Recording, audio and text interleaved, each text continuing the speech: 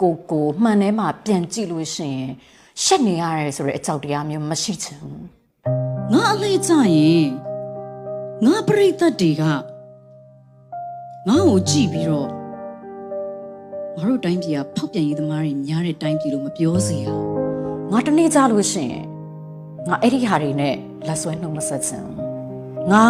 ရဲ့ပရိသတ်တွေရဲ့ဘဝကိုဒုက္ခပေးထားတဲ့အများကြီးကိုတတ်ထားတဲ့သူတွေရဲ့အောက်မှာ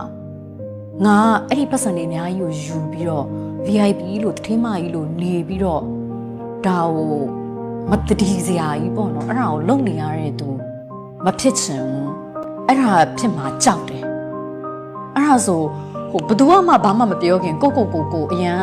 ရှက်ယွန်နေရမှာကိုယွန်နေရမှာအဲ့ဒါမဖြစ်ချင်ဘူးအခုအဲ့ဒါမဖြစ်လို့ပျော်တယ် ဖြူဖြူပရိသတ်တွေကိုလည်းအဲ့လိုအသိမကွဲစေချင်အခုအသိမကွဲရအောင်မလား အဲ့ဒါကိုကြည်လက်တယ်အဲ့လိုပြန်သွားပြီးတော့လက်ဆွဲနှုတ်ဆက်စရာမလိုဘူးအဲ့ဒီအကြောက်တရားကအကြီးဆုံးပဲ ဖြူသာသိမယ်ဆိုလို့ရှိရင်ဖြူပြောချင်တာလေးတစ်ခုပဲရှိတယ်သမီးအများကြီးတော့မလုပ်နိုင်မိမဲ့ဖေဖေစိတ်ပူသလိုဖောက်ပြန်ရေးသမားတော့မဖြစ်ခဲ့ဘူးလို့